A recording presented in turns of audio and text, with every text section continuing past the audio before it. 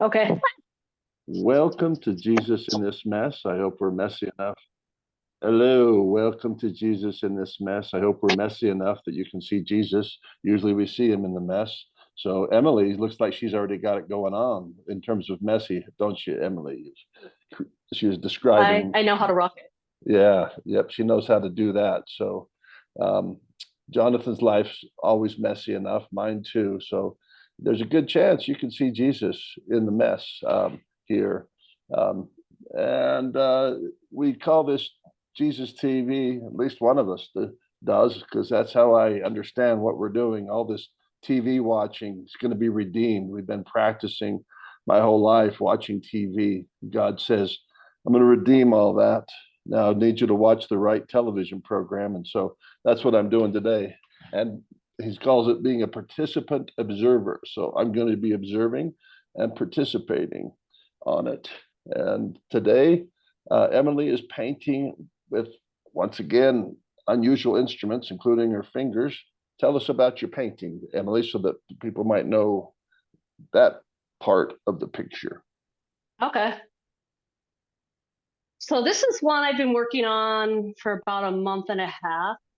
Um, and I don't know, this one, the whole idea with this painting is it started about how coming to Jesus, we build on the mountains and on the shoulders of others. So I'm going to take this off and so I've just been keep working on it. It's kind of it's a lot different from my other Jesus in the mess paintings. Oh, dang it. Oh, hold on. I was trying to take off my stand and I pressed the button. Okay. So, so we've talked a lot about being born again. We've talked about like building on others. So, it just looks kind of like a weird mountain thing. But as you come up close, there are like figures in the mountain, Can you and point they're hard to see. point that so people might see? There's a person. There's their head, hair, their legs. They're like climbing. Okay. There's another person here. Can't really tell what they're doing. There's kind of a person here, like this is their body, their head. It's hard to see their head because they're up there. Um, there's more heads and people. The other ones aren't as defined. Uh, this one person here is kind of being held up. There's like there's a head here and kind of some arms, and a head here, kind of some arms. It's pretty messy. And then at the top, this is kind of like a profile of Jesus. I've got to fix it. His nose is like way too long there, but I guess, there is no beauty that we should desire him. So, There I you guess go. Yeah. that's how it goes. So I was just trying something. I'm trying to make like a landscape painting that is made of Jesus, I guess. I guess you could say. But the whole idea is just you build upon the shoulders of others, and there's all different ways to reach up. And then one of the things I did last week, I did all this dark brown stuff last week, and I did that because so usually on a mountain, these areas that are dark brown would be white, and the areas that are white would be dark. And so it's like this whole idea of contradictions and opposites. So that's kind of where I'm at. I don't know where it's going to lead me today. We'll see. I might scratch some more people. The mountains behind kind of look like clouds. Like these are where I was in my head. I was like, they're going to be mountains, so I might add something to those. I don't really know what's going to happen with it. And then, yeah, that's what's going on. And my paint buddy found me again. Where is he? Finds me everywhere. He was down in my kitchen, and now he found me. He found me in here. He just like likes to hang out when we're filming and painting because he doesn't do that at other times. He's just like, Yeah. what is this place? I never get to come into this room. And I left the door open. So he's like, the door's open. I'm coming in. And that reminds me of, what about us if we did that same idea? If the door is always open to Jesus, and we're just like, I'm coming in. Or for him, he's like, I'm coming. The door is open. And the And then cure. explore. And I think that the curiosity, and I really think that that's what Jesus in this mess is about. It's the idea of play and playfulness. We do a lot of play on words, but it's also, I think, just the idea of just accepting, not just accepting life, but embracing kind of some of the weirdness and the craziness that happens to all of us. And just like you said, just playing and being curious about it, being more open and more curious instead of always being like, this happened, therefore God hates me, or this happened, what did I do wrong? And sometimes, granted, it definitely is our choices. Like There's plenty of things I encounter that are from my choices. But there's some things that I encounter that are not my choices. And it's the choices of others that affect me. And I think, I know before we've talked about like, the choices of our parents affect us, and the choices like it goes back for a billion generations, just like this thing led to this thing, which led to this thing, which led to this thing, which led to this thing. And so it kind of all comes together. Those are kind of my thoughts as of this morning. Where are you guys at? I like it. You'd mentioned the cat. So I have a friend that God led me to. He lives in Madrid, Spain, and he also is called, like I am, to build worlds in the.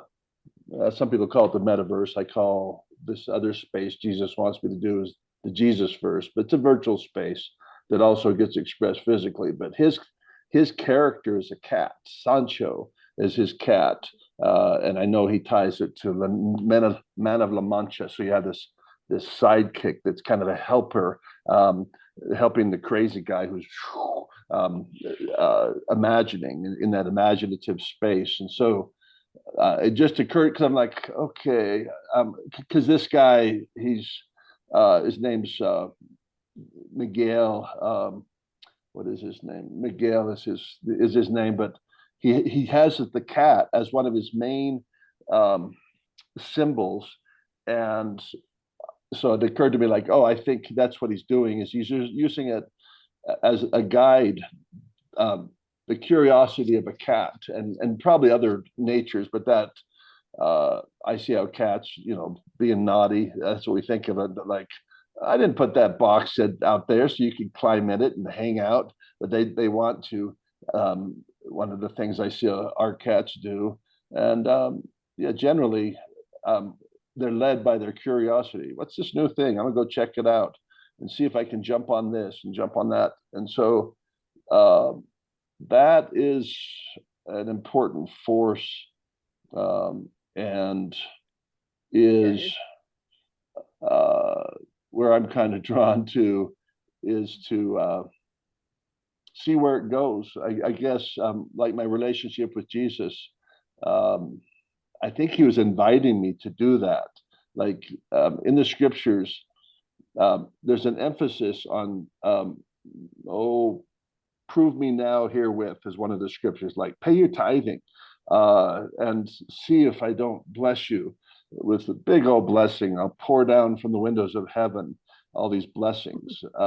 Or how long halts you between two opinions? That, choose your God. And then there's scriptures that talk about um, planting a seed in our hearts. And if we true seed, a good seed will. And so there's this invitation to the unknown, which you can approach with trepidation, like, oh, it's unknown, it's terrible, or it's like, ooh, oh, we're going to go find some unknowns, and that's kind of the energy that I carry into this. Like, okay, now I've been trained since I was a little kid. This idea, let's follow Jesus, that he knows the way and Jesus will take care of you. I only got about a third of my life left. Let's see if that's true. I mean, what's the worst that's going to happen? I'm going to die. Well, and your family. Okay, well that sounds kind of bad, but I'm willing to risk their lives on this. And so started putting the chips all on Jesus. Quit hedging your bet, Greg. Go big on Jesus. Let's see what happens. And so there's a big curiosity factor. Like, how's this going to turn out? And it's not divorced from worrying about like maybe I'm doing some risky stuff here. But the truth is, I realize life without that is risky. Like, oh, well, let me just go away from Jesus and forget God. That's like, no, that's mostly the culture I live in. I don't remember in going to public school and having them talk a whole lot about Jesus and a whole lot about God. In fact, not a whole lot. Uh, they talk about good things, so that's Jesus, but they didn't connect them. They didn't say, oh, look at, we're memorizing lovely flowers that God built. No, they weren't going big on Jesus and God, and maybe for right, but that became then uh, interesting to me. Like, what would happen if you just went full on as much Jesus as you can get? Well, one of the things you're going to have to sacrifice is the other focus. So there's kind of two focuses on this earth. One is money, the other is Jesus, or it's approximations, right? And so that's some slop room. And so that would describe a part of my a draw towards God, like a cat, where he's like, oh, well, let's see what happens. Let's see where this goes. Go down that rabbit hole and then report to everybody. Wouldn't that be interesting? And so I don't know if I've said this before, but I literally, Jesus had me say this. I can still remember this. It was a little shocking. Sometimes you ever say things that come out of your mouth, you're like, that's a little shocking. Now, I say a lot of things like that because I'm an extrovert and I don't think much about what I'm saying. I'll just start throwing stuff against the wall. But this case, I went to my church, Church of Jesus Christ Latter-day Saints Ward, and I remember I was kind of announcing to them, like they needed to hear it, right? That I'm going big on Jesus. And I think I used the term, I'm going to put all my chips on Jesus. I need to count on miracles. And if he doesn't come through for me, I'm going to come back and report to you, don't do this, don't follow Jesus. And just like, oh my goodness, that sounded bad, that sounded anti-religious, but I didn't say it. I said only if it doesn't prove so. But I could tell it was the Holy Spirit like telling me, say this. And I've delighted in it since. I'm like, you really had me say that.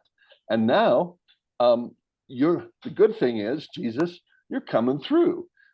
Not in ways that everybody would be kind of crazy about. And he has me describe those, the tribulations that come as well. Because he has me talk frankly about that. But I'm like, no, he's true to his word. He's better than the mortals. So like number one is like, oh, the invisible God is way better than the mortals. Oh my goodness, yes, he understands me, he gets me, he loves me. So I have all these testimonies. So that was, anyways, that's what that cat inspired me to think about is that curiosity and how that's partly how I'm going in on all in on Jesus is like an experiment. It's not over. I only got about 20 more years of this experiment. And I say, okay, we're concluding this. I'm checking out. We'll see how it is on the other side when the results come in. But yeah, that's curiosity. Jonathan, go ahead. I like that. And curiosity is, I think, the key that unlocks new doors and new places. And I think the reason that curiosity is so important is because you learn things through curiosity. So the cat looks around and he finds new places, I don't know what's cool for a cat, but his world expands through his curiosity, and that's how it is for us too. And so you have to kind of, well, and it's the reason it's risky too is because you don't always know that the voice you're hearing is God. I can think of some definite instances where I was dead wrong. It wasn't God, and some of those instances kind of scared me. So that's the other part of curiosity, is that it's like, oh, I could have gone down this path, and in this instance, I was mistaken. And but I learned through the experience. I took a risk, and usually the nice thing about risk is that it's multi-stage. So, I can believe that I need to move in a direction, and I can take the first step. And that comes out of curiosity. I think that this is what God is asking me to do. And then I take a step in that direction, and maybe it gets shut down, or he moves me in a different direction, or, some loved one comes to me and says, this can't be right because of such and such. And, and then, if you listen, so then you're constantly reevaluating. Well, okay, so am I mistaken? You're saying kind of almost a prayer, right? Like, so what do you think, God? Am I mistaken in this? and at any point, um, he can modify. But it's like that old saying: you can't move a parked car. You have to be moving in a certain direction. And so, um, so, but it's so important. And I have this feeling that we're actually entering into a time of miracles. And so we've believed that we've had the materialistic worldview, which is the view that the hardcore scientists and atheists take, which is that everything is materialistic. So it's, it's Cause and effect. okay, yeah, cause and effect. Yeah. So we're entering into a world where things are going to happen that we don't cause. Okay, that's a miracle, right? And you can say, well, even God has a science, so maybe it's just that we don't understand how all this works, and that in reality, if we did, it would seem more materialistic because God could explain it all in math to us how miracles work. But then it kind of ceases to be a miracle, right? So it's kind of a beautiful thing in that you just kind of trust that God knows more than you, and He's going to bring about this miracle. And I'll say this last thing. So there's this YouTube video. It's a TED talk that TED took down because they said it was unscientific, by Rupert. His name is Rupert Sheldrake, and I hope I'm getting the name right, or else you won't be able to find it. But Rupert Sheldrake is a guy. He's a scientist in Great Britain, and he basically wrote a book. He wrote a book called the 10 Dogmas of Science, or something like that. And the 10 dogmas, and he basically lays out 10 things that science believes that they won't back down on, and they refuse to be curious about. One of them is the idea that all of our memory is stored in the mind. He says there's actually really no proof for this. The theory is that, there's these little nerve endings and they make connections, and these little phosphorizations are the way that, this complex way of but fascinatingly, he said like there's no proof of this at all. Like it's just a theory that they've come up with. And he says if you research it, he says there's no, he's a scientist, and so he's like, okay, so show me how this happens and show me how a memory is, and they can't. And so it's just an idea they've come up with, but he said, but his idea is that consciousness is not held within the mind. He says, and he's done lots of research even with like cats. So like cats, they're, like on the day that you're going to take your cat to the vet, cats have a tendency to disappear. Okay. And it's just like, and he's actually done these studies where like and so he's actually he did these studies where he would, on these cats, and he would schedule out the visits. And long story short, it turns out that they can sense it, so they have an intuition. Same thing, like he talked about how most people have experienced being stared at. You have this sense someone's looking at you, and you turn and you see that someone's looking at you. So this idea that it's all contained within the mind is not, it doesn't hold up. But he says the fascinating thing, so he's a scientist, and he says there's all these avenues that he says what science is doing in these 10 areas, that's just one of them, is they're shutting down curiosity.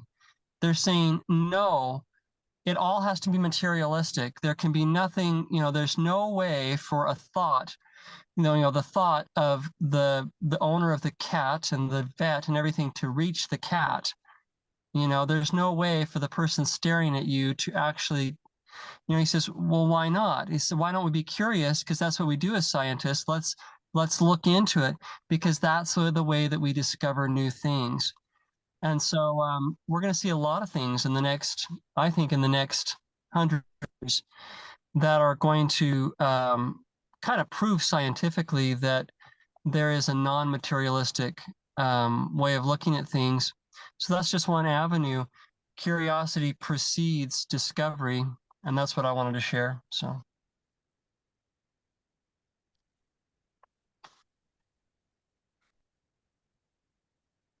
Any thoughts, Emily?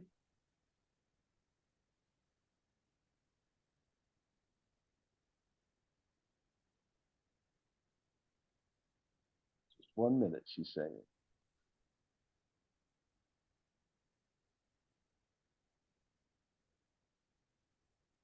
Yeah, my phone went weird and I couldn't unmute it. Oh, Yeah, my okay. thoughts are first, Jonathan, will you put the name of that guy in the description? That sounds like really interesting. And I'm gonna forget his name. So that would be great if we could have that. So, Yeah. And I actually really love that. It's not something that I've considered, like the whole idea that, I mean, I have, I guess. I mean, I believe in souls and in spirits. And so, like, I mean, I guess I've considered the idea that knowledge and things are, I haven't considered, I mean, I guess I really haven't though. But I love that concept of just, yeah, curiosity. I think in like different religions and things and the way I've been raised, like that curiosity has been shut down. You're told you can't ask questions, you can't do this. And when you do that, then you cease learning, I think is really what it comes down about. Um, like something here is I'm really good at making messes. And that means I hope I'm really good at learning. So I'm going to try to put this back on.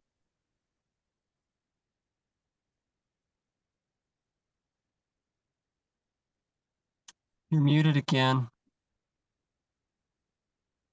Emily, I don't know if you're talking. I muted myself because my kids were talking to me because our cat that was exploring, they're like, he's escaped, he's outside somewhere. And I'm like, it's going to be fine. Sorry. That's why I muted it. I did mute it on purpose. Because they keep coming in and being like, where did he go? Where's Owen? Because he's so curious.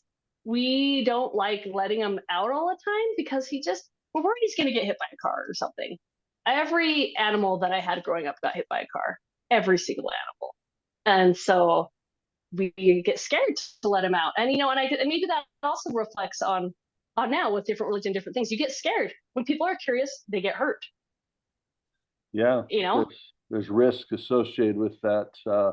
Well, kind of what we're talking about. I was wondering if there was a segue to just before we came on, Jesus was having me take notes about a prophecy that I made back in 2015, and it's coming true. But that's nice. It gives me some confirmation. But it what he's drawn my attention to isn't that. That people don't care, and which I laugh because it's kind of funny. So I share with my wife. I shared with one today. I said I want to remind you of the prophecy because I have one for 2024, and I said because you're the only person, because I could share it widely, like, oh, but tell everybody, and they just don't care. Even if it's true, it's not like, oh, let's worship Greg. No, they don't. So in 1976, there's a bunch of geeks that could have told you everybody's going to have a personal computer. Oh yeah, I don't, probably in 1980s. Well, no, they were wrong. Probably about the 1990s, and they could tell you, oh yeah, there's going to be an internet thing. Well, we don't go back and worship that person. That's some nerd that will be interviewed by somebody, which he recently was, like 3 weeks ago. He was interviewed as the guy who worked for CERN, the big old collider thing over in France, who came up with the internet. So somebody tells us like that, I can tell you your future. What does it mean? Well, for most people, it means nothing. And why? And that's what I'm exploring. Like, yeah, why doesn't it mean something? If somebody could come and tell me something that's going to happen 10 years from now, and then it does, well, what would that do? Would I sell everything, or what's the implication? And so I'm always kind of like, yeah, what's the implication of this? And basically, I'm like, yeah, Jesus. Most people are just busy, chop wood, carry water down here. So yeah, it's a little interesting news. Oh yeah, I remember a guy was talking about this when I was younger. I predicted the digital camera. Told my dad about it. Sure enough, came DVD, same thing. So what? So what? And it's like, yeah, that's fascinating. So what? So Jesus is coming. So what? Uh, Bad times are coming. So Jonathan has many prophetic poems, and I geek out about them because I like prophecy. I'm curious, like, what's going to happen? What's going to happen? And I live in a society. Oh my goodness, the energy that people have for what's going to happen, like financially. Oh, we're going to go through some tough times, because that really, that's where our energies are in this world. A lot of people need to know about their 401k. If you got all your money locked in a certain thing because you're just kind of doing this general 401k, it might be something you might want to check out, because in 2008, some folks lost their retirement or half their retirement because their money was put in the wrong place. Well, generally, only rich people worry about that. Poor people, or people who are just kind of like normal middle class, they just like, well, I'm just going to hope for the best. And they're not that interested in the predictions of where this market's going to go, what's going to happen. But people who have lots of money, unusual money, right now, these people are way nervous. They're, I don't know if you know it, but they're shifting money around like, okay, gold and go crypto, got to get this and that. Because I have a friend who has quite a bit of money. And that's what he said. It's like having babies, and all these babies, just like your cat. Oh, it might be out in the street and get run over. And then I have no cat. And so I have this pile of gold. But what if gold goes down? Oh, okay. So they hedge their bets. They put it in different places. That's what I thought about, putting all my chips on Jesus. No, I'm gonna just bet on Jesus. Let's see what happens with Jesus. All these people around me like into Jesus, my wife, others. Let's do it. Let's go all whole hog. And but back to the prophecy thing. So that's one of the attractions of religion, is like prophecy, the spirit of prophecy, which is the testimony of Jesus Christ. So like, he's coming. Yeah, so we got to get ready. We got to repent because we don't want to go to hell.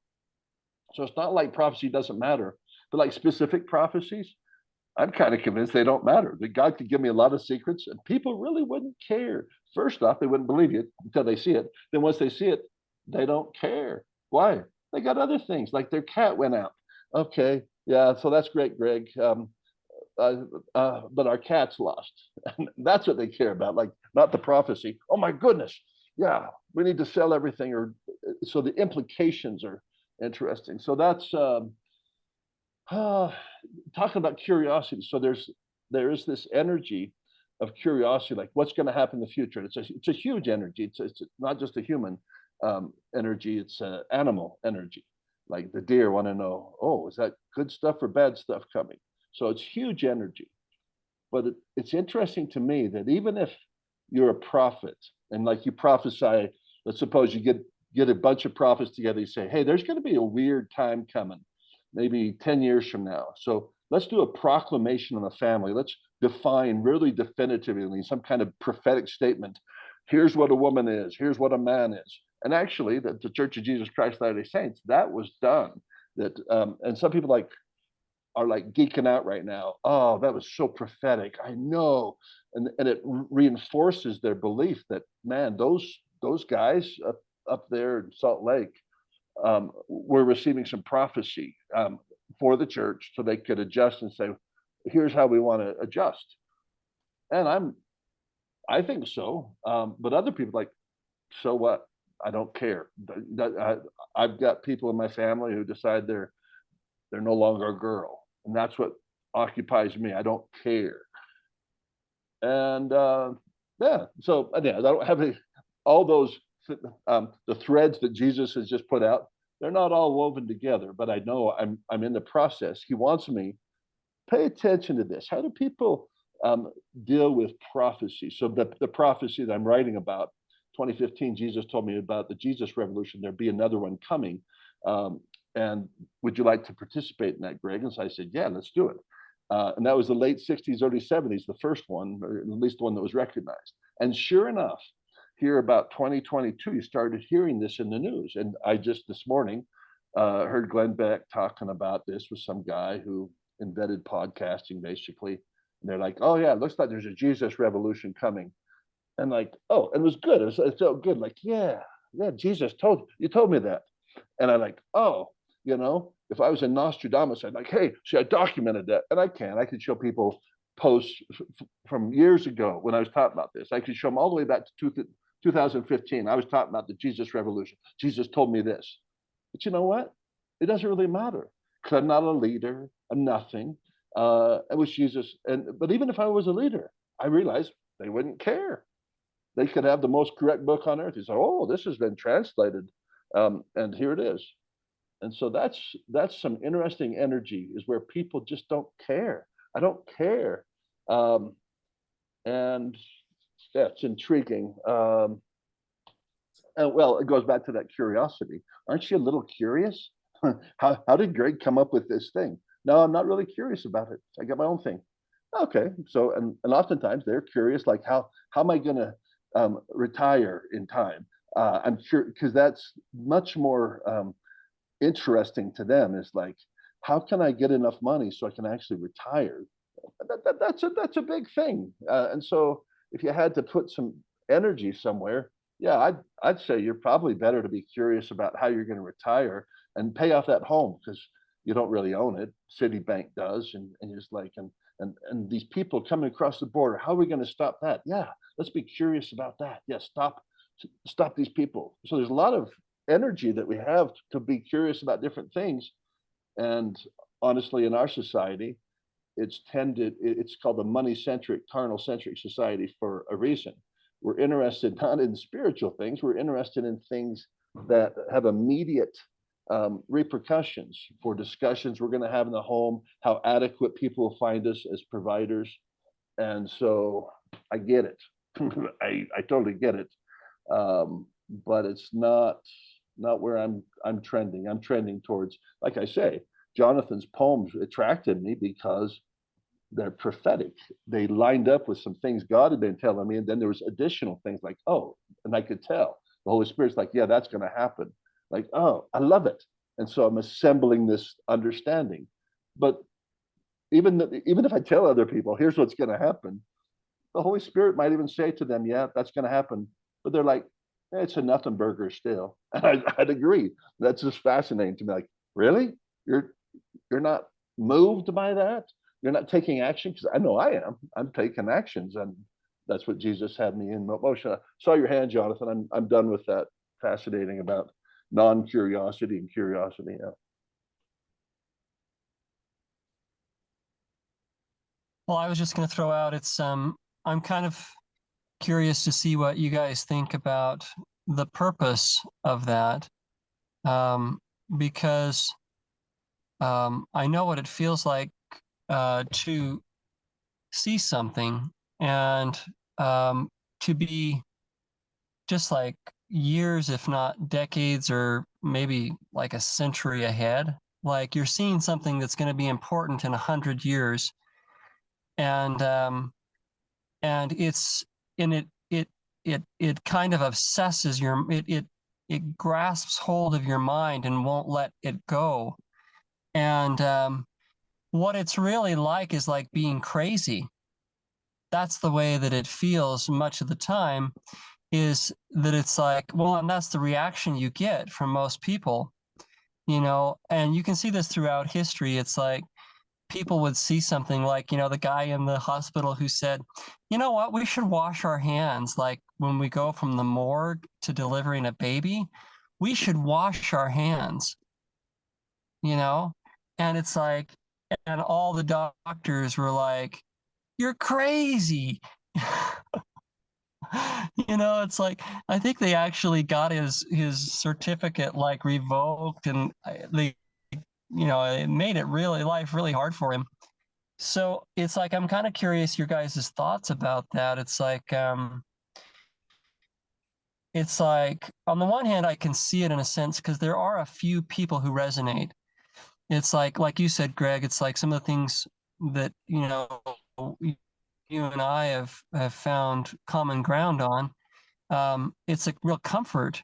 I guess it has to come that way, I suppose. It's like it has to come to a few people, like Elon Musk geeking out about electric cars and just like, and he said, you wouldn't want to be me because my mind is exploding all the time. And it's like, I totally get that. It's like to the point where you can't function in the world that is today. It's like, it would be so nice if you weren't living kind of ahead of your time because you have to survive in your time, you know.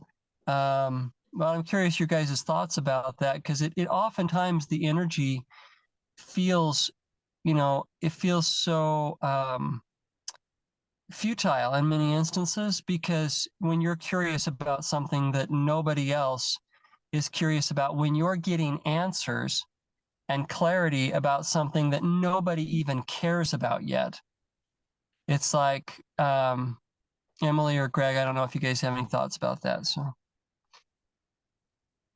Go ahead, Emily. Yeah, I have some thoughts about that. What it keeps reminding me of is just that, Jesus requires the sacrifice of all. And I think when you have that conviction, when you're willing to, because I always remember growing up, sacrifice my life, for Jesus or like things like that. I think it's a lot harder to live. And you have to be okay with people being like, yeah, you're full on crazy, or like, this doesn't matter. Or I don't know. I think there's many, many examples, like you've said, throughout history of people who've sacrificed what people think of them. Most of the big discoveries, religiously and not religiously, have come from people just having to say, no, this is the way it is, and everyone being like, yeah, you're crazy. And so it's like you have to be willing to, I don't know, I think there's just a lot of learning. I think it's like a thing. Like, I think in order to become like God, you have to be willing to do and say things that everyone else is going to think is crazy. And then sometimes on those things, like I'll be on some of those things that I've been really, I guess you could say, obsessed with, end up being wrong.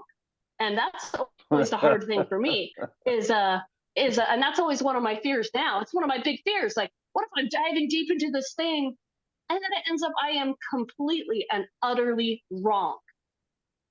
And then I really was crazy, you know? And so I think part of it is this, and that's why I like the idea of the curiosity, of curiosity just being life's about learning. And that's what these are the things I try to tell myself.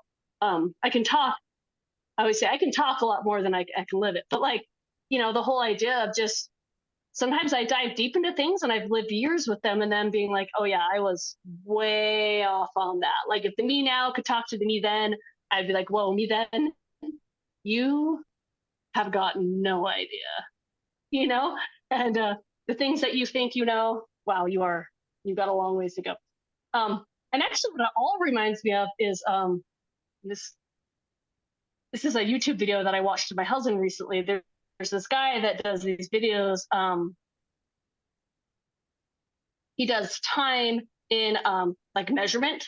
So he's really cool. He doesn't have a ton of views. Like he doesn't do very many videos, but like, so he just did one like perspective of time. I will have to send you guys a link to it, but he does this whole thing of where he measures the time of human history to the time of the universe. And he does it to scale. So I think it's called To Scale. That's his channel. And so like, he does it with like LED lights and he like measured it all. And he has some friends and like, it took them like years and they went out into the desert and they like put all these LED lights. And so they measure them out. Like he's also done the universe to scale too, which is really cool. But he like measures it out. So like all of human history, 1 million years is like this big. And then he does it like, and then it's like miles of time. And so he says, all of human history, he says, and this little tiny LED dot, this is like the last 200 years. And so when you measure it out in that way and you think, so what I'm trying to say is you have all these things and you think they're a really big deal, but in the scope of things, are they a big deal? And to me or to people, like there's just, life is so much more than our little tiny dot. And so that's why I love the ideas of curiosity and of I guess collective consciousness, or I don't know what you would call it, but things like that. I'll put that link there. It was really cool to see like how different it is. I'll put it in the description. Yeah, I'll send it to you. Yeah, the thing that matters most to me with regards to the prophecies that I receive, God says that faithful will see signs. And so if you're faithful on one thing or another, then oftentimes you're going to see signs, fruits that I'll miss. For instance, in your life, you could make an investment in something, and because I'm not you, I'm not with you, that I don't see like, oh, you were right about that. That's very interesting. Um, and Same with me. People don't have eyes on it, um, but I do, and I'm making sacrifices. So, like the Jesus Revolution, if that's all that was, like, okay, that's all that is. It's just a one-off, but it's not. I've made huge investments. Jesus has had me make huge investments of time and energy on things that are related to the Jesus Revolution, but aren't. That's not it. I'm not called to be the guru of the Jesus Revolution or anything like that. If I was, I'd think, well, that's really important. But no, what it was this morning, it was comforting to go like, okay, I'm right about that thing. So like Emma was talking, it's really nasty to go down 10 miles down a road or a hiking trail and go, this is the wrong trail. I thought it was the right trail. But it's nice when you're going down that trail and you see a sign and you're like, oh yeah, this is it. See, that's right there. It says you are on the Appalachian Trail. Okay, woo, that's so good because man, I do not want to have to walk back. Oh, so we are just so comforting. But what if you're the only one that can see that sign? Well, that's fine. You're the one walking. Why does other people need to see the sign? Well, because I want them to know that I'm right. And I want them to bow down before me and say, I'm so sorry I criticized you that you were crazy. Well, that's it. Jesus tells me that's something you don't want to get into, Greg. Let them go ahead and have their history where they thought some guy was crazy because it does look crazy. And some of it is going to be crazy, like Emily's talking about. Some of the stuff you're going to do is wrong. That one you were right about. Well, which ones am I right and wrong about? You'll find out down the trail. Oh, okay, this is awkward. You know what's more awkward? Not going down the trail at all, or just going where everybody's going. That's even more awkward because that has been shown throughout history to be wrong, wrong, wrong. Not always wrong, but often wrong. Just ask the people in the flood. Just ask the people in Nazi Germany. There's been lots of things. Just follow the crowd. That works in good times, but in bad times, woo, bad, bad, bad. And we live in crucial hinge point time here. So what I want to say, and I'll go back to Jonathan, is that is what I take from Jesus. He's like, that's for you, Greg. You can go ahead and tell everybody, oh, I predicted this, but it's a waste of time. It's a nothing burger for them. Like, that does not feed my family. That doesn't feed my soul. Okay. If God wants to feed my soul, he needs to send me the angel, not you, Greg. Like, oh, I totally get that. And so, anyways, that's part of my training is to like understand that miracles do matter. Prophecy fulfilled does matter, but only to those who have risked tremendous amounts to have that matter, is what I'd say. Go ahead, Jonathan. Well, I was just going to say, along with that, I really appreciated the way you put that. That it is important. It is important for me, and it's important for the very few people who resonate with with what I share. And so the ark was a good example. It's like, well, who did the ark matter for? Noah and Shem. Am I getting the names right? Seth, Yep. Shem, Yep. Ham and Japheth and Ham. It's like it mattered for them and their families, right? So it's that's fascinating. A while back, I called you, Greg, and I said, do you remember this day I called and said, I made the right investment. I made the right investment. I had a day where I just realized and I wasn't even thinking about religiously or anything like that. I was thinking about money. So, if people who know me and my history a little bit know that I have had serious questions about money because of particular choices I've made in my life. And I have never given up. I have never stopped asking the questions, even though the people who I was trying to help with the money have given up on my own journey. I have never stopped. So for me, it's like I've been going through, and I had this day where like I saw a video or something and I realized, oh my gosh, I made the right investment. And of course, I knew this all along, but it was like I had this knowing that like financially, like that the vast majority of everybody that that are out there probably um I realized that they didn't make the same investment as I did.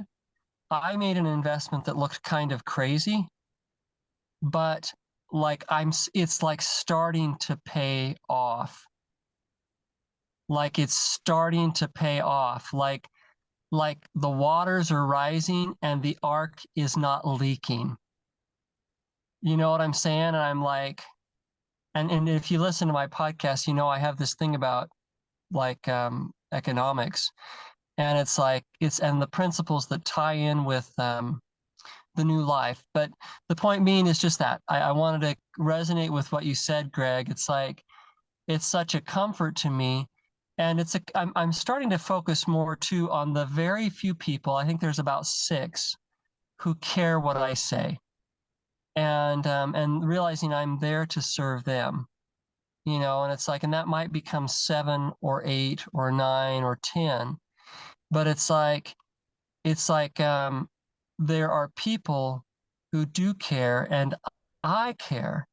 And the truth is that, I did this because I loved people. There were people I was trying to serve. And so, long story short, it was a good investment. And so it does matter for the person who was curious. It matters for that cat that found the mice. You know, it matters for the person who, it matters deeply for them. So that's what I wanted to Yeah. share. Maybe No, I that's like the it. reward. Yeah, that's right. The reward of curiosity. Yeah, I've made some investments that I think are going to pay off in 2024. That other people are going to be led to live in a like they did in the Great Depression. They lived as commune. And like, oh, do you mean they moved in with their family? Yes, I mean they moved in with their family. Oh, well, that makes sense. And then they also, those who didn't do that, they moved into Hooverville, which is slapdash housing. Oh, so you're saying that you predicted that? No, I didn't. Jesus did. I didn't know what was going on. Go live in a barn. Go to family. Give up your house. And so that doesn't do anybody. That was hard for my family. It doesn't do anybody any good until I think 2024. Then you'll start seeing these things. They go like, oh, well, that looks like a good investment given that thing. Maybe 2025, maybe 2026, but 2024. Oh, there you go. So I'm prophesying. Which is prophecy is a guess. Well, a true prophecy is a prophecy, right? Yeah, but sometimes we're not um, uh, trained as prophets, so we're not very good at it. So that's what I'd say about 2024. But regardless, I do think in my lifetime, if I live at 20 another years, the investment, like, oh yeah, that's and I so my wealthy friend for a while, he didn't understand what was going on. Like, oh, you're doing it wrong. Then later, it started dawning on him when he started paying attention to what was happening to the markets right now. These rich people, they know what's coming. And then he started respecting whatever God had put into my heart to do. He's like, oh, I need to do likewise. He said, in fact, that's what he said. You know how you're doing that low living? So he sold his house and now he lives in a basement of his sister's house, paying rent and so forth. But he restructured his life based on, uh, he saw what I was doing, caused him to think about his own beliefs. What do you think is going to happen? And he did likewise. Um, and you're like, oh, that's interesting. And but also, like I think if you're not doing that, it doesn't matter. You'll be fine. What, you lose your house and just move into a van. That's going to be awkward. Yeah, but it was awkward for your great grandma, whatever she was doing, Hooverville or moving in with grandma and grandpa. That was awkward. We can do awkward. Is there any way we can prepare for this? Yeah, but you would have to listen to crazy people saying, "Oh yeah, life's going to really, really change." And the funny thing is, I've never met a person who doesn't know it deep inside them. This is the thing. They already have that spirit of prophecy. I've never met a person who doesn't know that we are at the hinge point in history where it's going to fall. Now, we don't know how it's going to turn out because there are some people who just, oh, no, I wrote it out. I was able to pay my mortgage and everything worked fine. Yep, those are the few. And anyways, that's what Jonathan and I would both agree. Um, and but God showed me already. People know, Greg. They already know that they're like at the it's time to go down in history. That there's going to be a reset or a time of renewal. They know that. Okay, so they already have that prophecy. They don't need me telling them. Correct. They know. Uh, and so, yeah, it's cool because I'm not their savior, and they're not my savior, and it's good. And so he has me actually focused on Stoics. Stoics are like, uh, hey, there's things you can do stuff about, and there's things you can't do stuff about. And some people, they couldn't persuade their spouse, let's go live in a van. So they're stuck. There's nothing they can do about that, even if they think this is coming. And so, yeah, I'd say don't worry about it. Just carry on because you might die tomorrow anyways. Like, oh, game over. And so that's an interesting energies that my mind has had to entertain, and I like it because I want to describe it. So whatever people's path, they can feel as good as they can about it, I suppose. And my own, because mine's been awkward and hasn't been proven out. Elon Musk, uh, he did this rocket engine stuff, sending stuff and people thought it was silly. What he was trying to do, re-land the rocket and so forth. But as soon as he re-landed that rocket, it said that people in the industry they s their pants, they pooped their pants because they realized game changed. They like, oh my goodness, this changes everything. They knew they couldn't just charge all these billions and billions of dollars to shoot rockets up, that Elon had just shown, oh no, we can do this way cheaper. And so their models were wrong. And so that's called disruption. uh, he did that with the car industry as well. People like, oh, you and your electric car. Well, now all the other car companies, Ford, everybody's like, oh, this is going to happen.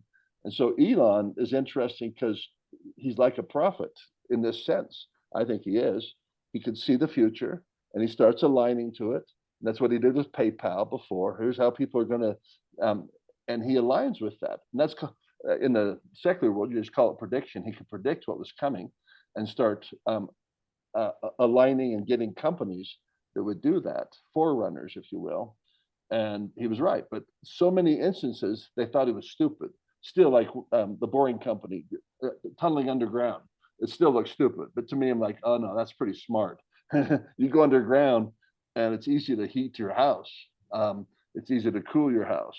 Um, I think, and there's lots of space down there. You just keep going down, and then you go like, well, what about people like to go outside? LED. Well, people watching TV. How much outside do people really need? Um, those things may resolve, but uh, of interest to me though is how people in a certain space and time they process these things about what's going to happen in my life, what can I prepare for, and generally, well, anyways, for me personally, it's like they don't care, Greg. Uh, Continue to do what you do, and then God will encourage it or discourage it. So that's what he's enabling me. Like, oh, you keep encouraging me. Okay, I'm gonna let that be my last comment because we're getting towards the time. Anybody else, feel free to comment as much as you want.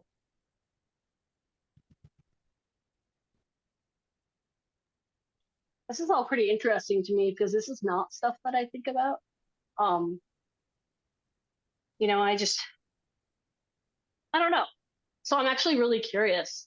What do you think is going to happen in 2024? Because you're not the only one I've heard this from. So I'm really curious on your guys' take, and I don't know, curiosity, right? Could be totally wrong, but could not be wrong. So what are your thoughts? I'm just curious. I don't know what's coming other than calamity. This is what I anticipate is just like the Great Depression. I've been telling people for a lot of years. You remember grandma or great grandma in the case be? She went through the Great Depression. Well, you're gonna have the story to tell because you went through the greatest depression. We're gonna one up. What's coming will be greater than the Great Depression in so many ways. It'll be different, all right. Um, and there's these. So that's all I can say. Like, okay, what's going to be like? I don't know. There's other things in play, but uh, um, I don't advise anybody to prepare anything but their hearts because we have to be nimble. So prepare your hearts. That's that lamp oil. Have energy so that you can leave at a moment's notice. You can do some really wild things because you have that spiritual energy. Like, okay, we're done. We're out of here, and you can drop everything and leave. Because sometimes it's not time to leave Germany, even though Hitler's in there. No, maybe 3 years from now, it's time to drop everything. Um, I don't know. And that's so anyways, that's 2024 came into my mind. Then God gave me a second witness, and that was like 2 weeks ago. Some guy said, "Oh, it's interesting that all these signs line up." What you're talking about, Greg, because I wasn't aware of it. I just like 2024, but he's talking about these Jewish feasts and all these kind of one-off things. He's like, this only happens like in 2024. Oh yeah, I remember who that was. Yeah, his name is Coda, and he'd been studying it. I hadn't, and he's a money guy. He actually sells gold to people, so he's got his ear to the ground. I don't. I just have my ear to Jesus, and he says 2024. Like, okay, all right. And then I think nothing of it. By the way, until I have a second witness. If it comes a second witness, so God knows, like, oh, Greg's going to believe that stuff. Now I am. It's like, okay, 2024. What if I'm wrong? I don't care. I was like, great, it'll be 25 or 26. I like, oh, you don't even care about these prophecies? No, because what am I? I'm like everybody else. What am I going to do? Just and God already told me, stand still and watch my deliverance. So what is Greg going to do? I can tell you what I'm going to do. I'm be a participant observer. Mostly, I'm just going to be observing. Oh, there's David. There's Goliath. I wonder what's going to happen. Oh, David threw that rock at Goliath. That's so wonderful. Praise the Lord. Well, aren't you going to be David? I don't think so. I think I'm going to be watching most of this stuff. I'm watching Moses open the Red Sea, or know that it's God doing it.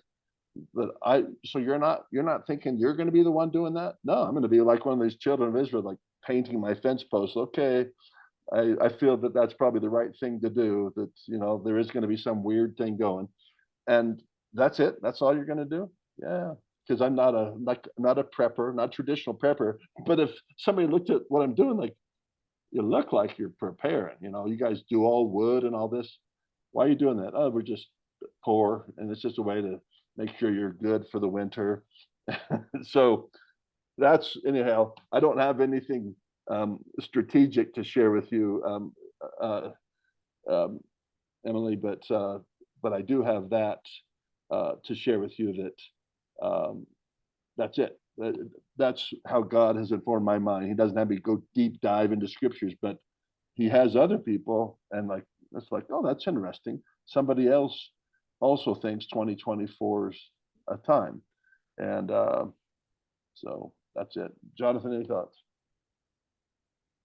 Yeah, so I'll say a couple things. As far as 2024, it's like when I hear Greg say that, even though, so here's the strange thing.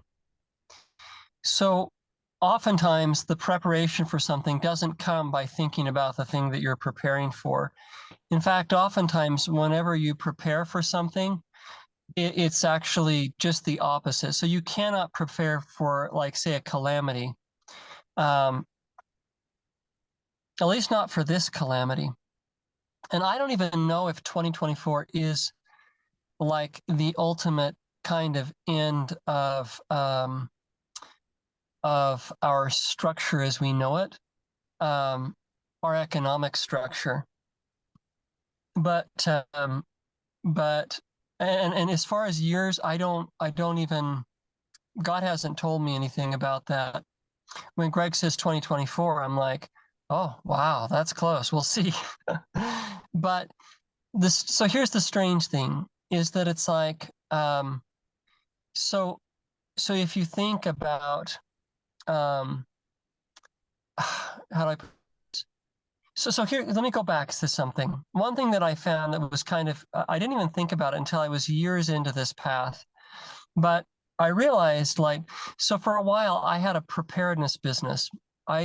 We manufactured heirloom seed assortments. So the idea is that you put a bunch of seeds up, you store a bunch of seeds for your food storage, and I had a business, and I made more money doing that than I made doing anything else in my life. And I did that for about 5 years, and but it was really fascinating to me that I found that many of the people who were buying all of the products and etc., like, it was a very low faith industry. So, which is strange because it's often very religious people who would get into storing up for, for bad times. So it's kind of becomes part of their religion, and we're going to prepare for the bad times.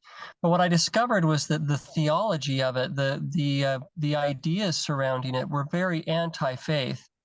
So these people were trying to prepare for the day that you cannot prepare for, and the real way to prepare for the day that you can't prepare for is to be completely on the edge of needing God from moment to moment. And so I didn't think to myself, I think I'm going to put myself in a position where I need God from moment to moment. It was just that for me, something cracked. It was like I got broken, and I couldn't do things the way that normal people did them. And so I had to completely rely, and the things that I felt, of course I was probably wrong half, no, I don't think I was wrong half the time, but I was wrong sometimes, but it's like, and it was definitely not leading to where I wanted it to lead. In fact, it was leading to worse situations. But it's like, it's weird. Once you come to know the voice that comes out of the unseen world, you can't really deny it. It's like, well, this is the same voice that told me that, like, Jesus is the Christ, And so it's like, you're just like, okay, well, I'm moving ahead. And so what it did is it created a strange sort of preparation. So it's like we have a lot of things in our life. So when we think about economy, why would it be such a big deal that, like, say, that the economy of a nation or the economy of a world would fall? Well, we think we've separated. It's like we've taken, okay, over here's my religious life, and over here is my financial life, or the economy. And you don't realize how much those things are tied, enormously tied together. Like, the way you handle money is deeply religious. It's like it is so when the economy of a nation falls, you don't realize how much people have put their faith upon this system by which I have a cell phone in my hand, this system by which I can communicate, this system by which I can provide for my family. So all of the good things of life that we rely upon God for, all of those things, basically the systems, the institutions of that surround us, basically we've created these institutions which say, yep, I'll take care of that. Yep, I'll take care of that. Like, I need a house. And so, and God is there saying all the time, I'll give you a house. No, really, like I'll give you a house. And you're like, I need food. And God's like, I'll give you food. Well, what do I have to do? Well, just follow me. Follow my promptings. yeah, but you're kind of weird and you go in winding paths. I don't know if I like that. So then there's somebody else that says, I'll give you a house. And guess who it is? It's JP Morgan Chase. It's Citibank. It's whoever. And it's like, am I saying that like it's wrong that I've had mortgages, No, I'm not. But what we don't realize is that we don't realize how different and how skewed our whole view of everything is, to the point where it's like we have a very different view of even what ownership is. We like a basic economic principle and an understanding is what you own. Okay. Like if you don't understand what ownership actually is, well, then you're kind of like, it's like that house that's built on the sand. It's like, because some bank told me they'd give me a 45-year loan that I'll never pay off, and they let me take this house, I now say I own it. So what is the Great Reset? It's like, well, it's going to be a coming back to reality. Okay. It's like the reality, well, what do you own? What is yours? How do you obtain it? What are the principles that undergird, and that's just like one principle of the new life. It's like, and what Christ has been waiting for through the whole history of the earth is he says, look, I have a way of doing things. If you'll follow me from moment to moment, that will erase poverty for everyone. I have a way of doing things which will make everybody rich. And what we've said throughout history basically is like, no, thanks.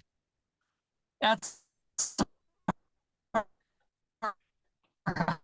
right. Because I have JP Morgan Chase system that I've set up, and like a simple one. It's so I've taken too long, like I usually do. I'll make this one quick, but a fascinating one is so in the. I'm not saying we should go back to the law of Moses, but there is one little thing in the law of Moses that I find fascinating. He said, like, don't charge interest, and it's like I had some friends of mine who'd studied it out, and it turns out that like throughout the history of the Jewish nation, from the very beginning, they began, when that law was given, they began to find ways to get around that law of not charging interest. And yet there's a guy who wrote a piece years ago. It was a talk he gave, and he talked about how our basically ups and downs, the fact that we have depressions and recessions and everything like that, is all tied to the fact that we do not live the way that we're told to in the Old Testament with regards to money. So I'm taking too long to say all of this. Like, I don't know if Greg's right about 2024. He's been right about a few things, which makes me kind of concerned. Well, you don't have to be concerned. One of the things I wanted to point out, so as I've had these discussions with God, he's put in my heart to understand that I should receive this as a blessing, that the tribulation, so it says, Lord chastens those whom he loves. So this has been a really active conversation with God, because treating someone's tribulation as a blessing, so like imagine in the Great Depression, there I am before the Great Depression, say, oh, it's going to be wonderful. Yeah, you're all going to lose your houses, you'll lose your jobs. It'll be just so wonderful, because it'll only wonderful because it'll bring you to Christ. You'll start thinking about God and more important things like and these are the things you've been talking about, like we do. Oh, I wish we could get back to Andy Griffith, that our lives would be more community. Really? Would you do that at the price of a Great Depression that's greater than your grandma's? Is there different ways that we can do that? And so that's what Jonathan's talking about. Like, yeah, maybe not. Right. So God is good, just like a parent. He's going to set up things just like you do as a parent. Your kids aren't going to be wholesale like, yeah, mom, let's study the scriptures, or whatever Emily was trying to do today when she kind of had monkeys in the room. Like, yeah, I don't want to do that today. Sorry. And sometimes parents, because they're kind, like, well, we are going to, and so they'll insist. And a lot of these things are summoned by our own hands. Oh, we caused that to happen? Yeah. Oh, but it's a blessing, right? And that's what, so God's preparing my mind so that I can be one of the peaceful ones. I'm not going to go around, jump around. Hey, I told you so. Oh, this is so good for you. Oh, this will be so good. Now you get to live in a barn like I did. Oh, it makes build such character. I'm not going to be doing that. But I am. He has me preaching that this is a good thing. What better way to figure out in your life what is the bare essentials? What are the things we need? And God's already said that to his children: food, clothing, shelter, tools, somebody to love. And it doesn't really matter if it's fancy food, doesn't matter if it's fancy clothes. Oh, well, it used to matter, right? Because people would judge you. You go to school, but guess what happened during the Great Depression? Just having shoes and clothes in a lot of circles within America, that was enough. There's no need to put on the Ritz or anything here. It's nice when you can, but you know what? Just having food, even if it's cabbage again, because I remember my wife's grandma talking about that, like, oh yeah, there's that real cabbage thing, man. Cheapest, one of the cheapest foods they could. It's like, and that builds a good generation. Well, let's do that, because like if I wanted to bless my children with something, would it be more TikTok, whatever we've been creating more of? Do we want more of that? Like, I don't think so. But is there better? Jesus, is there something that's not so severe? The answer is, what do you think, Greg? Like, no, it takes severity in order to get our attention, my attention. So he's actually telling me about the future based on my own life. Like, how did I get your attention, God? It wasn't fun. It hurt, and it still does. But you got my attention. You do bring me peace. So would you want this upon your brothers and sisters? Sadly, yes. So 2024 or 2025 or whenever it is, I'm looking forward to it in an odd way. But that's ultimately, guys, you know we need a new culture. And all this little nitpicky, well, let's just change a little of this. We can just shut down the border. Everything will be good. No, no, no, no, no. This is out of control. And I couldn't fix it. So don't look to me to fix it. But I'm telling you what, you don't have to.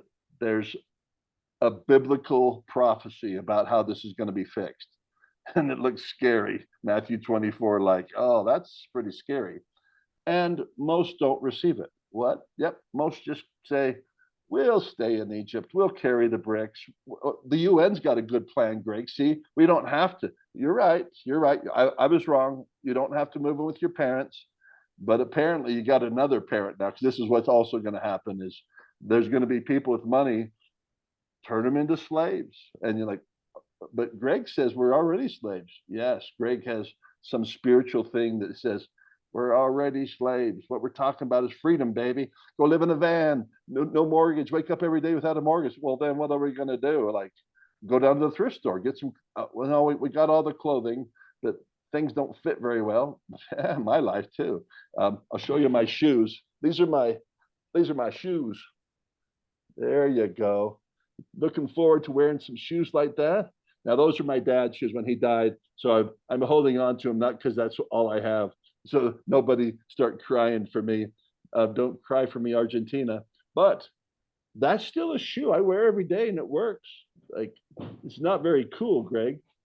I don't know. It's got a lot of air conditioning. That's what I mean. It's gross. Like, I know. But yes, guess what? That shoe represents what's coming to a lot of people. And they'll be happy. I got some shoes and it'll be adequate. You can walk around with shoes that look like that. For a lot of times, I'm wondering how long they just keep kind of splitting, but now they're more like sandals. So, do I look forward to that? Yes, only because of what it's the great reset, but the Jesus reset for the people that I want to hang with. Okay, go ahead, Jonathan. I'll be just quick with this. The thing I wanted to convey was like, is that, this, we think about the end of something, well, like the end of the US economy. Okay, well, that's fine because there's always a new thing coming. So there's a new economy. And the thing I just wanted to encourage people about is just to say that it's like, you know, it's like I haven't even really thought about this a whole lot. It's like I've been trying to, you know, like find my way, you know, but now that I'm realizing like, oh my gosh, many of the things that, you know, I've learned through this are going to be so valuable when all this comes. It's you don't realize how much in bondage we've been. It's like, you know, it's like people would say, you know, I live in a van right now. And people would say, "Oh, you live in a van." And every once in a while, I'll tell somebody I live in a van, and I get this pitying look, and it's like, "Oh, you haven't watched any of the van life videos yet." It's like you haven't seen that it's okay yet. It's like, and that this is cool, right? You know, and it's like, and they're mourning for me. It's like, you don't get it. I have no mortgage. I have no I have no utility payments except for a little gas. Like I can get all the electricity by turning on the car for a few minutes and charging all my stuff. You know, it's like um it's like and not only that, but it's like I have faced like I've faced danger where like literally danger was circling around me and I was preserved. And guess what happened? I developed peace. I found peace. Like, so that now it's like if danger is swirling around me, you know, if it's like those guys on the other side of the parking lot look like they're going to come over and, you know, do something to me, I have peace. Um, I faced almost being arrested for something that wasn't a crime really. You know, it's like I've had, you know, like my home like hanging in the balance, you know, like with like people that were relying upon me, and we were living in a motorhome, and like, you know, the police come, you know, and it's like, and if they impound the vehicle, they've impounded your home. And yet I was in a place right at that moment where they couldn't touch me. And I could tell that the police officer in a minute would have impounded my vehicle, but because of where I happened to be at that very second, he couldn't do it. So that it's like, what is this next thing going to teach us? It's going to teach us that God looks after his own. And you know what? I don't think I've missed a meal that I didn't need to miss. Now I've had to beg. I've had to, you know, like I've had to go into a homeless shelter where they were handing out soup bowls, you know. It's like, but now it's like, and the finances are starting to turn. It's like, because why? Because you can't scare me quite so easily. It's like, you know, but what's going to happen for everybody that's going to experience all of this? They're going to have to go through those phases, and some won't turn to God. But those who do, they're going to have to go through the phases that I went through of learning that God will protect you. God will give you that bowl of soup. God will take care of, you know, he's going to get the somehow, you know. Or if you have to suffer through a little bit of rain, it won't be for too long. There's something coming.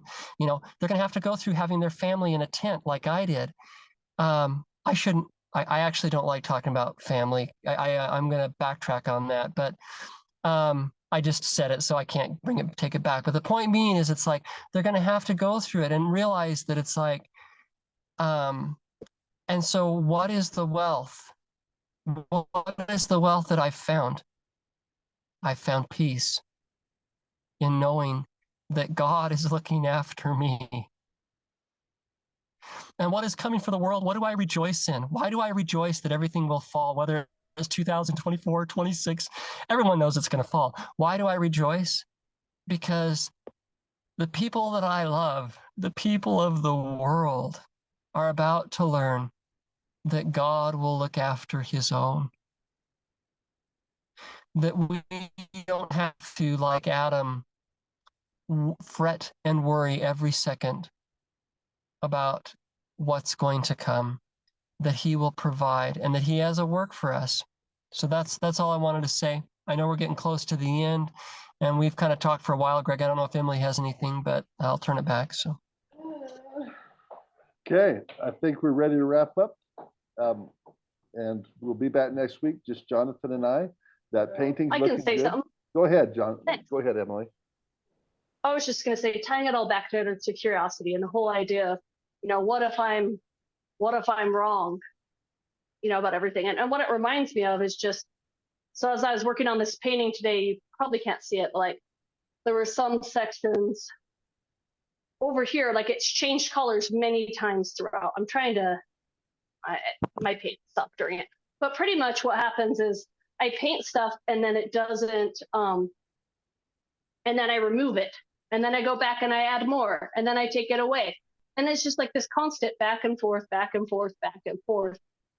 But the thing that's nice is that it can always be changed. It can always be fixed. And that reminds me just the whole idea of curiosity. It's like you have to go all in on something. And then sometimes you're like, oh wow, I went way too much in the deep end. I gotta swim a little more the other direction. It's this constant, it's this pendulum swing, it's this constant balance of going back and forth. And something that I try to tell myself with is like when I paint, like I learn a lot while I paint, and I'm like, oh look, it really didn't matter. Yeah, I did too much paint in that section. Yeah, oh, I don't like how that turned out, or that was too close to that value. But it can always be changed. And maybe the paint dry. What's the worst case that happened? The paint dries, and I have to start again the next week. But then, then I wonder, is that really so bad to have to keep starting again? To help to keep resetting. I don't know. These are all the questions and things that I ask myself. But it's the whole idea of curiosity. It's okay to be curious, I guess, and I think it's good. It's good to try new things and try things out, or go with what you feel you need to do, even if everyone thinks you're crazy, or even if people agree with you. Like it's okay to just try to do something. That's kind of my thoughts. I love it. Okay, so we're gonna say goodbye. Is that right, Jonathan? We good to say goodbye? All right. Well, God is with all of you till we meet again, and even after that. Stop recording.